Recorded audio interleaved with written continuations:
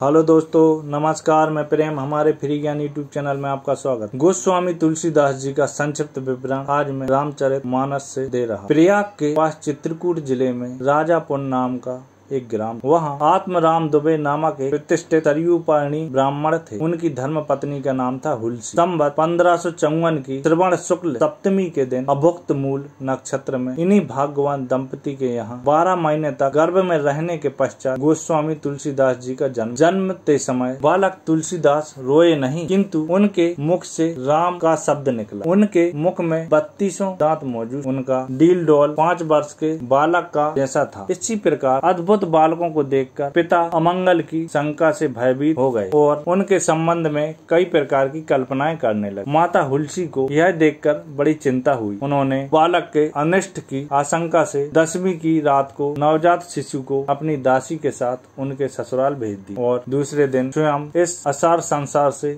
चल बस। दासी ने, जिसका नाम चुनिया था, बड़े प्रेम से बालक का लालन पालन किया। जब तुलसीदास जी लगभग 5.5 वर्ष के हुए, चुनिया का भी देहांत हो गया। अब तो बालक अनाथ हो गया। वह द्वार द्वार भटकने लगा, पर जगत जननी पार्वती को उस होनहार बालक पर दया आई। वे ब्राह्मणी का वेश धारण करके प्रतिदिन उनके पास जाती और उसे अपने हाथों से भोजन कराती। इधर भगवान शंकर की प्रेरणा से राम शैल पर रहने वाले श्री अनंतानंद जी के प्रिय शिष्य श्री नरहरिनंद जी इस बालक को ढूंढ निकाला और उनका नाम राम बोला रखा। वे उसे अयोध्या ले गए। वहाँ पर संवत 1561 माघ शुक्ल पंचमी शुक्रवार को उनका यज्ञोपवीत संस्कार कराएगा। बिना सिखाए ही बालक राम बोला गायत्री मंत्र का उच्चारण किया, जिसे देखकर सब लोग चकित। इसके बाद नरहरि स्वामी ने वैष्णवों के 5 संस्कार करके राम बोला को राम मंत्र की दीक्षा दी और अयोध्या में ही रहकर उन्हें विद्या अध्ययन कराने लगे। बालक राम बोला की बुद्धि बड़ी प्रखर थी। एक बार गुरु मुख से जो सुन लेते उससे वह कंठस्थ हो जाता। वहाँ के कुछ दिन बाद गुरु शिष्य दोनों दूरकर क्षेत्र पहुँच गए। वहाँ श्री नरहरि जी ने तुलसीदास को रामचरित सुनाया। कुछ दिन बाद वे काशी चले गए। काशी में शेष सनातनियों जी के पास रहकर तुलसीदास जी ने 15 वर्ष तक वेद वेदांत का अध्ययन किया। इधर उनकी लोक वासना कुछ जागृत हो और अपने विद्या गुरु से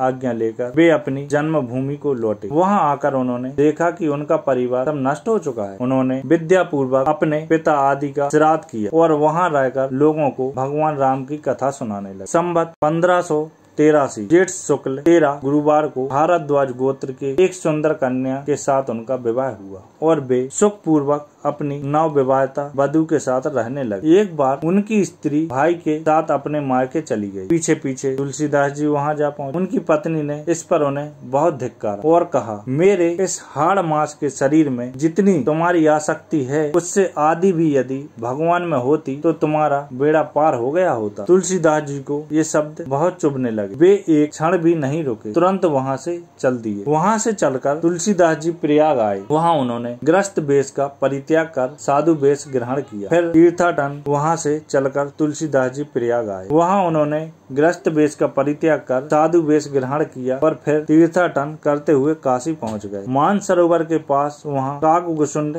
जी के दर्शन हुए। काशी में तुलसीदास जी राम कथा कहने लगे। वहाँ उन्हें एक दिन एक प्रेत मिला, जिसने उन्हें हनुमान जी का पता बतलाया। हनुमान जी से मिलकर तुलसीदास जी ने उनसे श्री रघुनाथ जी का दर्शन करने की प्रार्थना। हनुमान जी ने कहा, तुम्हें चित्रकूट में भगवान राम जी के दर्शन होंगे। पर तुलसीदास जी चित्रकूट की ओर चल पड़े। चित्रकूट पहुंचकर राम घाट पर उन्होंने अपना आसन जमाया। एक दिन वे प्रदक्षिणा करने निकले। मार्ग में उन्हें श्री राम के दर्शन हुए। उन्हें देखा कि 2 बड़े सुंदर राजकुमार घोड़े पर सवार होकर धनुष बाण लिए जा रहे। तुलसीदास जी उन्हें देखकर मंत्र मुग्ध हो गए। तुरंत उन्हें पहचान न सके। पीछे से हनुमान जी आकर उन्हें सारा भेद बताया।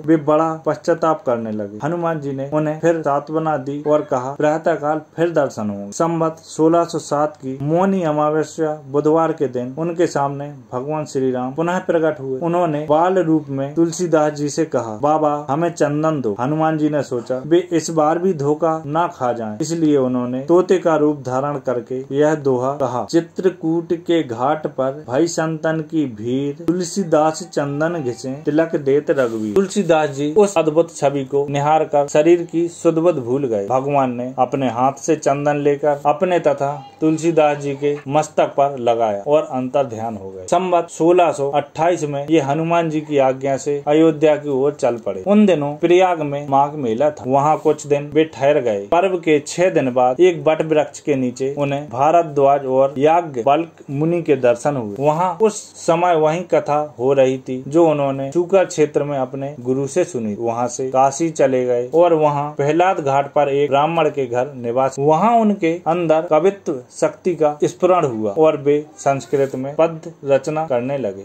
परंतु दिन में वे जितने पद्य रचते, रात्रि में वे सब लुप्त हो जाते। यह घटना रोज घट। 8वें दिन तुलसीदास जी को स्वप्न हुआ। भगवान शंकर ने उन्हें आदेश दिया कि तुम अपनी भाषा में काव्य रचना करो। तुलसीदास जी की नींद टूट गई। वे उठकर बैठ गए। उसी समय भगवान शिव और पार्वती उनके सामने प्रकट हुए। तुलसीदास जी ने उन्हें साष्टांग प्रणाम किया। शिव जी ने कहा, तुम अयोध्या में जाकर रहो और हिंदी में काव्य रचना करो। मेरे आशीर्वाद से तुम्हारी कविता सामवेद के समान फलती होंगी। इतना कहकर श्री गौरी शंकर अंतर ध्यान हो। तुलसीदास जी उनकी आज्ञा शिरोधार्य कर काशी से अयोध्या चले गए। संवत 1631 का आरंभ हुआ। उस साल रामनवमी के दिन प्राय वैसे ही योग था जैसे त्रेता युग में राम जन्म के दिन था। उस दिन प्रातः काल तुलसीदास जी ने रामचरितमानस की रचना प्रारंभ की। 2 वर्ष 7 महीने 36 दिन में ग्रंथ की समाप्ति हुई। संवत 1633 में मार्गशीर्ष शुक्ल पक्ष में राम विवाह के दिन 7 खंड पूर्ण हो गए। इसके बाद भगवान की आज्ञा से तुलसीदास जी ने काशी चले गए। वहाँ उन्होंने भगवान विश्वनाथ और माता अन्नपूर्णा को रामचरितमानस सुनाया। रात को पुस्तक श्री विश्वनाथ जी के मंदिर में रख दी गई। सवेरे जब पट खोला गया तो उस पर लिखा हुआ पाया गया, सत्यम शिवम सुंदरम, और नीचे भगवान शंकर की सही थी। उस समय उपस्थित लोगों ने सत्यम शिवम सुंदरम की आवाज भी कानों में सुनी। इधर पंडितों ने जब यह बात सुनी तो उनके मन में ईर्षा उत्पन्न हो गई। वे दल बांधकर तुलसीदास जी की निंदा करने लगे और उस पुस्तकों को नष्ट कर देने का प्रयत्न करने लगे। उन्होंने पुस्तक चुराने के लिए 2 चोर भेजे। चोरों ने जाकर देखा कि तुलसीदास जी की कुटी के आसपास 2 वीर धनुष बाण लिए पहरा दे रहे। वे बड़े ही सुंदर, श्याम और गौर वर्ण के थे। उनके दर्शन से चोरों की बुद्धि शुद्ध हो गई। उन्होंने उसी समय से चोरी करना छोड़ दिया और भजन में लग गए। तुलसीदास जी ने अपने लिए भगवान को कष्ट हुआ जानकर कुटी का सारा सामान लुटा दिया। पुस्तक अपने मित्र टोडरमल के यहाँ रख दी। इसके बाद उन्होंने एक दूसरी प्रति लिखी। उसी के आधार पर दूसरी प्रतिलिपियां तैयार की जाने लगी। पुस्तक का प्रचार प्रसार दिनों दिन बढ़ने लगा। इधर पंडितों ने और कई उपाय न देख श्री मधुसूदन सरस्वती को उस पुस्तक को देखने की प्रेरणा की। श्री मधुसूदन सरस्वती जी ने देखकर बड़ी प्रसन्नता प्रकट की और उस पर यह सम्मति दी। इस काशी रूपी आनंद वन में तुलसीदास चलता फिरता तुलसी का पौधा है। उसकी कविता रूपी मंजरी बड़ी ही सुंदर है, जिस पर श्री राम रूप भवरा